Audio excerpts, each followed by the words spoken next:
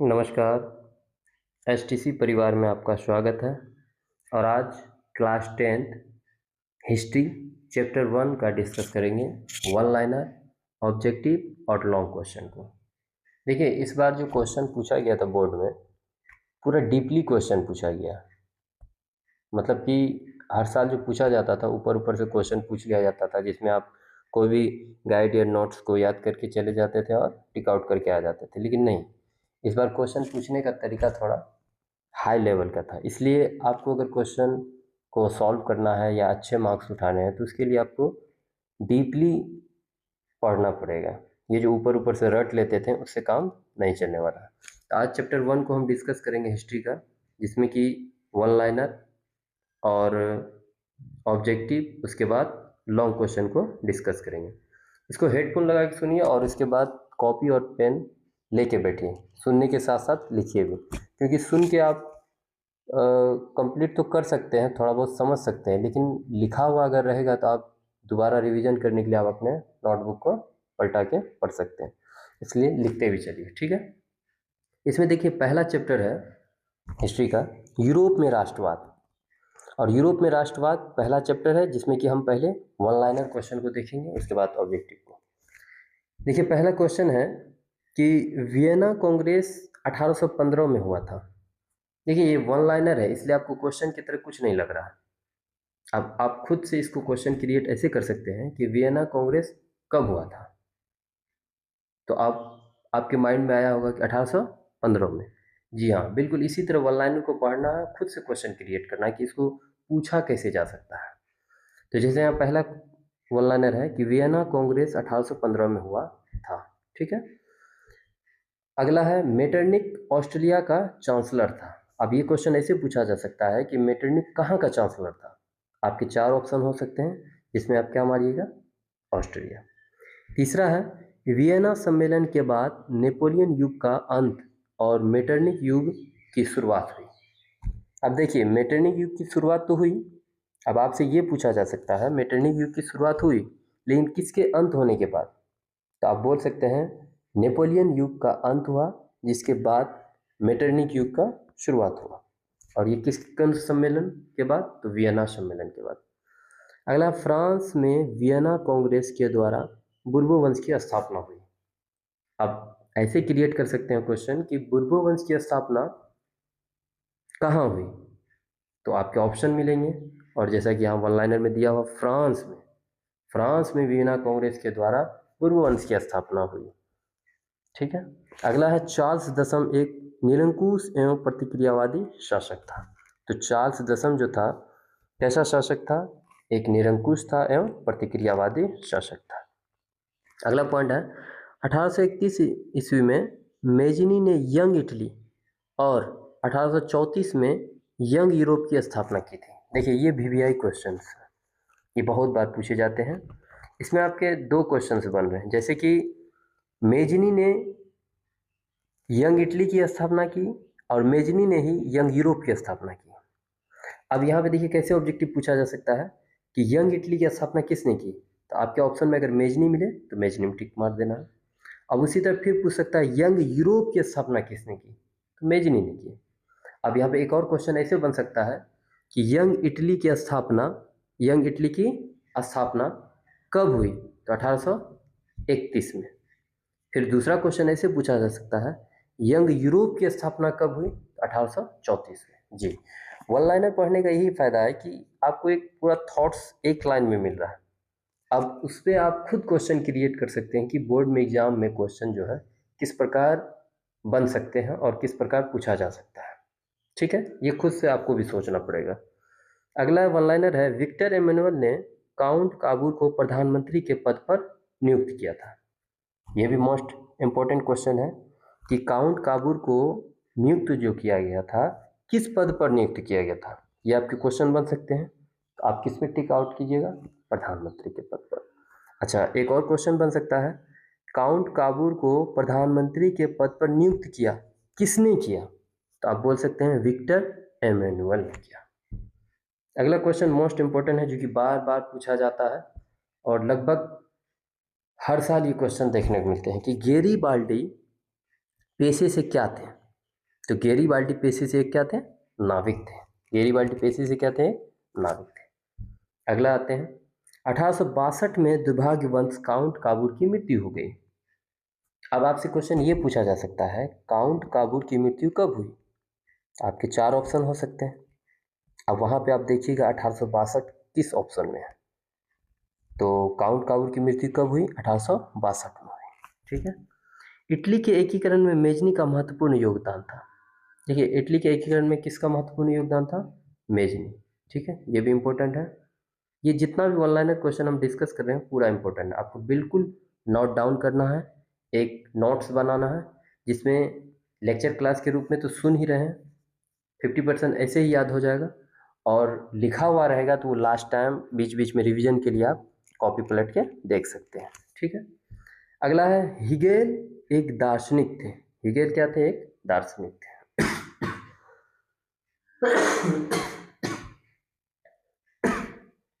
Sorry.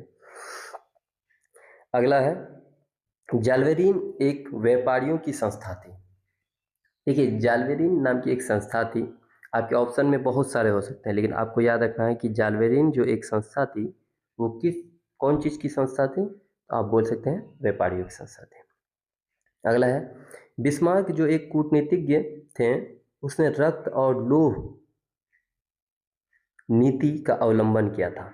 बिल्कुल, ये भी इम्पोर्टेंट क्वेश्चन है कि आपसे ऐसे पूछा जा सकता है, रक्त और लोह की नीति का अवलंबन किसने किया था? तो आपके ऑप्शंस 4 मिलेंगे, जिसमें कि आपको किसमें टिक आउट करना? बिस्मार्क में। तो बिस्मार्क जो रक्त और लोह की नीति का अवलंबन किया था। अगला, 1870 ईस्वी में सेडान का युद्ध हुआ था। आपसे क्वेश्चन ऐसा पूछा जा सकता है कि सेडान का युद्ध कब हुआ था? तो आप क्या बोल सकते हैं? 1870 में। फ्रैंकफर्ट की संधि 10 मई 1871 ईस्वी को हुई थी। क्वेश्चन ऐसे क्रिएट हो सकता है कि फ्रैंकफर्ट की संधि कब हुई? तो आप बोल सकते हैं 10 मई 1871 ईस्वी। हंगरी की राजधानी बुडापेस्ट है। तो हंगरी की राजधानी कहाँ है? बुडापेस्ट है।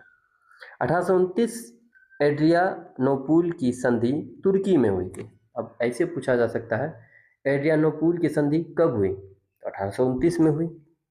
अब इससे आप ये एक और क्वेश्चन बन सकता है कि 1829 में एड्रियानोपुल की संधि जो हुई कहाँ हुई? तुर्की में हुई। ठीक है। अगला क्वेश्चन है, मैसूर का शासक टीपू सुल्तान था। अब आप क्वेश्चन खुद से क्रिएट कीजिए कि क्वेश्चन कैसे पूछा जा सकता है कि टीपू सुल्तान कहाँ का शासक था? आप क्या बोल सकते हैं? वो मैसूर के शासक थे। अगला है, इटली एवं जर्मनी वर्तमान में यूरोप महादेश के अंतर्गत आते हैं। आपसे क्वेश्चन पूछा ये जा सकता है, इटली एवं जर्मनी जो है वर्तमान में किस महादेश के अंतर्गत आते हैं? आपके 4 ऑप्शन रहेंगे, जिसमें कि चारों महादेश के नाम रहेंगे, जिसमें आपको याद रहना चाहिए कि इटली और जर्मनी जो है यूरोप महादेश के अंतर्गत आते हैं। तो यूरोप महादेश में टिक आउट करना है। अगला क्वेश्चन है, फ्रांस में वियना कांग्रेस के द्वारा बुर्बो वंश की पुनः स्थापना की गई। फ्रांस में वियना कांग्रेस के द्वारा बुर्बो वंश की दोबारा स्थापना की गई। इटली और जर्मनी के एकीकरण के विरुद्ध ऑस्ट्रिया था। इटली और जर्मनी का जो एकीकरण हो रहा था, इसके विरुद्ध कौन थे? ऑस्ट्रिया थे। ये भी इंपॉर्टेंट क्वेश्चन है। ठीक है। अगला, जर्मन राइन राज्य का निर्माण नेपोलियन बोनापार्ट ने किया था। जर्मन राइन राज्य का निर्माण किसने किया था? तो नेपोलियन बोनापार्ट ने किया था। ठीक है। ये आपके most VVI one liner question थे। अब यही चैप्टर का हम आते हैं वीवीआई ऑब्जेक्टिव, जो कि डायरेक्ट क्वेश्चन की तरह किस तरह क्रिएट होता है। ठीक है। पहला देखिए क्या है, फ्रांसीसी क्रांति कब हुई थी? तो फ्रांसीसी क्रांति जो हुई थी 1789 में हुई थी। ऑस्ट्रिया की राजधानी कहाँ है? तो ऑस्ट्रिया की राजधानी वियना है। ठीक है। वियना सम्मेलन कब हुआ था? तो वियना सम्मेलन 1815 में ईस्वी में हुआ था। फ्रांस में किस शासक वंश की पुनर्स्थापना वियना कांग्रेस द्वारा की गई थी? अभी जस्ट पढ़े थे हम लोग ऊपर में। फ्रांस में किस शासक वंश की पुनर्स्थापना वियना कांग्रेस के द्वारा की गई थी? तो पूर्व वंश की। वियना सम्मेलन की मेजबानी किसने की थी? तो मेटरनिख ने की थी। और मेटरनिख कहाँ का चांसलर था? ऑस्ट्रिया का था। वियना सम्मेलन के द्वारा किस युग का अंत हुआ? वियना सम्मेलन के द्वारा नेपोलियन युग का अंत हुआ। और वियना सम्मेलन से किस युग की शुरुआत हुई? मेटरनिटी युग से। आपको लग रहा है क्वेश्चन जो हम ऊपर अभी वन लाइनर पढ़े थे जस्ट वही ऑब्जेक्टिव यानी कि मिल रहा है। तो बिल्कुल क्वेश्चन देखिए सिलेबस फिक्स है। आपको क्लास 10th में जो कोई भी क्वेश्चन पूछा जाता है हिस्ट्री ज्योग्राफी साइंस उस सिलेबस से बाहर आपको नहीं पूछा जाता, बल्कि क्वेश्चन को डीपली पूछ लिया जाता है। क्वेश्चन पूछने का तरीका जो उसका थोड़ा हाई लेवल हो जाता है, बल्कि सिलेबस से ही पूछा जाता है। तो आप क्वेश्चन को खुद से देखिए किस प्रकार बन सकते हैं और किस प्रकार चेंजेस हो सकते हैं। तो बस ये ध्यान रखिए, ऑटोमेटिक आपका सब क्वेश्चन सॉल्व हो जाएगा। तो यहाँ पे देखिए लुई 18वां कहाँ का राजा था? तो लुई 18वां फ्रांस का राजा था। ठीक है। चार्ल्स दसम कैसा शासक था? तो जस्ट अभी वन लाइनर में पढ़े थे, चार्ल्स दसम कैसा शासक था? निरंकुश एवं प्रतिक्रियावादी। ये हमारे क्या थे? ऑब्जेक्टिव थे। और आगे बढ़ते हैं। ठीक है।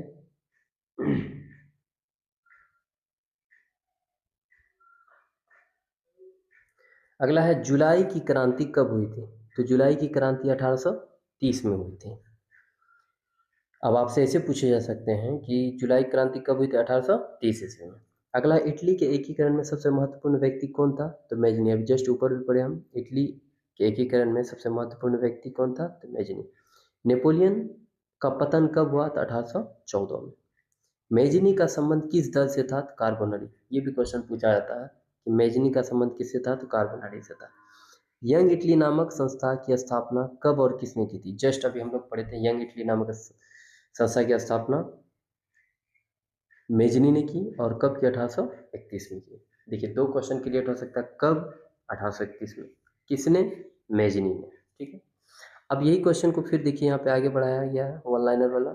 यंग यूरोप नामक संस्था की स्थापना कब और किसने की? तो यंग यूरोप की स्थापना भी मेजनी के द्वारा किया गया। कब? तो 1834 में। और मेटरनिक युग का अंत कब हुआ? तो 1848 में। विक्टर एमेनुअल ने किससे प्रधानमंत्री के रूप में नियुक्त किया? तो काउंट काबूल। अब पूछा ये भी जा सकता है काउंट काबूल को किस पद पर नियुक्त किया गया था? प्रधानमंत्री के पद पर। किसके द्वारा नियुक्त किया गया था? तो विक्टर एमेनुअल के द्वारा। अगला 19 नंबर में, क्रीमिया का युद्ध कब हुआ था? क्रीमिया का युद्ध 1853-54 में हुआ था। गैरीबाल्डी पेशे से क्या था? गैरीबाल्डी पेशे से नाविक था। 21 नंबर में है, काउंट काबूल की मृत्यु कब हुई? तो काउंट काबूल की मृत्यु 1862 में हुई। अगले क्वेश्चन की ओर, फ्रांस और प्रसा के बीच युद्ध कब हुआ था? तो फ्रांस और प्रसा के बीच युद्ध जो है 1870-71 में हुआ था। इटली का एकीकरण कब हुआ? इटली का एकीकरण 1871 में हुआ। इटली के एकीकरण में किनका योगदान था? इटली के एकीकरण में मेजनी, काउंट काबूल, गैरीबाल्डी और भी अन्य आदि का योगदान था। ठीक है। जर्मनी कितने राज्य में विखंडित थे? जर्मनी 300 राज्य में विखंडित थे। हीगेल कौन थे? जस्ट अभी वन लाइनर में हम पढ़े। हीगेल कौन थे? तो वो दार्शनिक थे। बिस्मार्क क्या था? एक कूटनीतिज्ञ थे। 28 नंबर है, बिस्मार्क किसके विचारों से प्रभावित था? तो हीगेल से। देखिए हीगेल दार्शनिक था और बिस्मार्क किसके विचारों से प्रभावित था? तो वो हीगेल के विचारों से प्रभावित था। अब देखिए ये क्वेश्चन जो कि भी आई है, रक्त एवं लौह की नीति का अवलंबन किसने किया था? किसने किया था?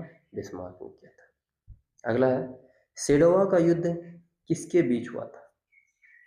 सेडोवा का युद्ध ऑस्ट्रेलिया और पर्शिया के बीच हुआ था। सेडान का युद्ध कब और किसके बीच हुआ था? तो सेडान का युद्ध फ्रांस और पर्शिया के बीच हुआ था। 1870 में फ्रैंकफर्ट की संधि कब हुई? तो 1870 में फ्रैंकफर्ट की संधि कब हुई थी? 10 मई 1871। जर्मनी का एकीकरण कब हुआ? जर्मनी का एकीकरण 1871 में हुआ। एड्रियानोपुल की संधि कब हुई? 1829 में। टीपू सुल्तान कहाँ का शासक था? जस्ट अभी हम वन लाइनर में पढ़े थे, वो मैसूर के शासक थे। टीपू सुल्तान कहाँ का शासक था? मैसूर का शासक था। फ्रांसीसी क्रांति से प्रभावित होकर किस शासक ने जेकोबिन क्लब की स्थापना की? तो टीपू सुल्तान ने। फ्रांसीसी क्रांति से प्रभावित होकर किस शासक ने जेकोबिन क्लब की स्थापना की? तो आपको याद रखना है टीपू सुल्तान ने। अब एक वन लाइनर और ऐड किया गया है, जैसे कि भारत का बिस्मार्क, भारत का बिस्मार्क किसे कहा जाता है? सरदार पटेल को कहा जाता है। ठीक है, ये भी इम्पोर्टेंट है, इसको भी आप देख लीजिए। आगे बढ़ते हैं 37 नंबर में। इटली और जर्मनी वर्तमान में किस महादेश के अंतर्गत आते हैं? जस्ट पढ़े थे हम लोग, क्या पढ़े थे? यूरोप, यूरोप महादेश के अंतर्गत आते हैं इटली और जर्मनी।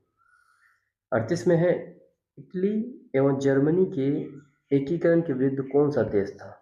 तो इन दोनों के एकीकरण के विरुद्ध जो थे वो ऑस्ट्रेलिया थे। 40 में है, जर्मन राइन राज्य का निर्माण किसने किया था? तो ये नेपोलियन बोनापार्ट ने किया था। जालवेरिन थी संस्था थी, कौन सी संस्था थी, किसकी संस्था थी? आपको याद रखना, व्यापारियों की संस्था थी। अगला है, यूरोप वासियों के लिए किस देश का साहित्य एवं ज्ञान विज्ञान प्रेरणा स्रोत रहा? तो यूरोप वासियों के लिए जो है प्रेरणा स्रोत रहा कौन? यूनान का। कहाँ का? यूनान का। अगला क्वेश्चन है, 1829 ईस्वी के एड्रियानोपुल की संधि किस देश के साथ हुई? तो तुर्की के साथ। कब? तो 1829 में। हंगरी की राजधानी बुडापेस्ट। अगला क्वेश्चन है, किसने अपने कूटनीति के बल पर इटली की समस्या को संपूर्ण विरोध की समस्या बना दिया? तो होते हैं काउंट काउंट। लाल कुर्ती का गठन किसने किया था? ये भी इम्पोर्टेंट है, आपसे पूछा जा सकता है। लाल कुर्ती, लाल कुर्ती नामक एक संगठन का गठन जो है किसने किया था? तो आप बोल सकते हैं गैरीबाल्डी ने। ठीक है। फ्रेंड्स ऑफ इटली नामक संस्था का गठन किसने किया था? तो मैजिनी ने किया था। ठीक है। अगला क्वेश्चन है, कार्बोनरी की स्थापना किस वर्ष हुई? तो 1810 ईस्वी में। किस युद्ध के बाद जर्मनी का एकीकरण हुआ था? सेडान का युद्ध। जर्मनीय क्या थी? जर्मन राष्ट्र का प्रतीक। फ्रांस की क्रांति का प्रमुख कारण क्या था? तो फ्रांस की क्रांति का प्रमुख कारण था वहां के निरंकुश शासन। नेपोलियन संहिता किस वर्ष लागू हुआ था? तो नेपोलियन संहिता 1804 ईस्वी में लागू हुआ था। ठीक है। किसने कहा था, जब फ्रांस सीखता है तो बाकी यूरोप को सर्दी जुकाम हो जाता? मेटरनिक ने कहा था। नेपोलियन कोड में कितने कोड हैं? तो आपको याद है, नेपोलियन कोड में 5 कोड है। ठीक है।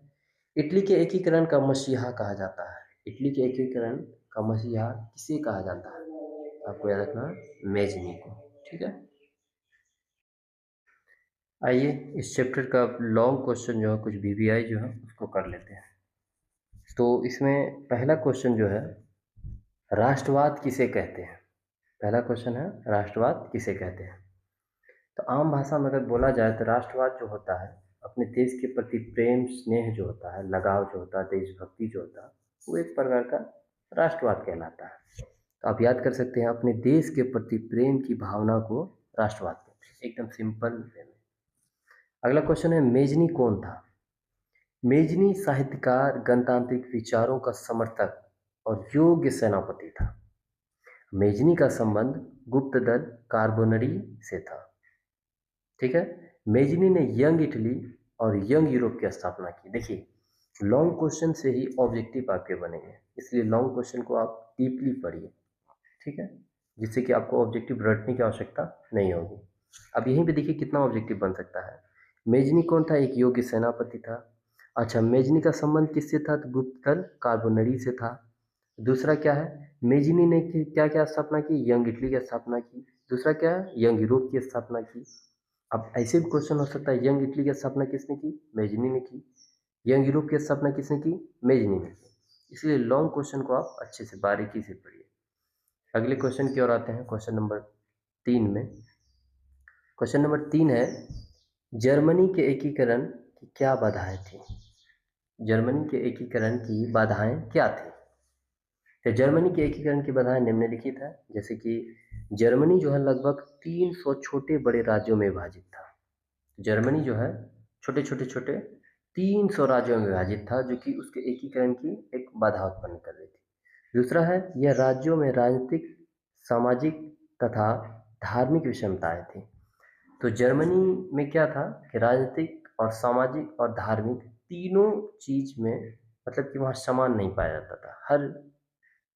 हर व्यवस्था में अगर देखा जाए तो विषमताएँ थी, अलग-अलग थी, जिसमें कि एकीकरण में ये भी एक बाधाएँ थी। और तीसरा लास्ट इम्पोर्टेंट है कि राष्ट्रवाद की भावना का अभाव। जर्मनी के एकीकरण की एक अगर बड़ा बाधा माना जाए तो वहाँ के लोगों में राष्ट्रवाद की भावना का क्या था? अभाव था। ठीक है? अगले क्वेश्चन की ओर, क्वेश्चन नंबर 4 है मेटरनिक युग क्या है? ठीक है, मेटरनिक युग क्या है? मेटरनिख जो है 1815 से 1848 तक ऑस्ट्रेलिया में शासन किया। और यही 1815 से 48 तक जो शासन किया, इसी काल को मेटरनिख युग के नाम से जाना जाता है। ठीक है, आपके ऑब्जेक्टिव ये भी पूछा जा सकता है कि मेटरनिख युग कब से कब तक चला? 1815 से 1848। अगले क्वेश्चन की ओर, 1848 के फ्रांसीसी क्रांति के क्या कारण थे? अब 1848 में जो फ्रांसीसी कारण थे उसके निम्न कारण थे, कौन कौन? पहला था क्या? लुई फिलिप की कमजोर एवं उदारवादी नीति का होना। ठीक है, दूसरा है असफल विदेशी नीति का होना। तीसरा है भूखमरी या बेरोजगारी का बढ़ाना। अगला है इटली और जर्मनी के एकीकरण में ऑस्ट्रेलिया की भूमिका क्या थी? ठीक है, ठीक है, वीडियो लंबा हो जाएगा, हम चाहते हैं यहाँ तक अपने से देख के नोट कर लीजिए। अब हम अगले लेक्चर में आएंगे, फिर इसको डिस्कस करेंगे।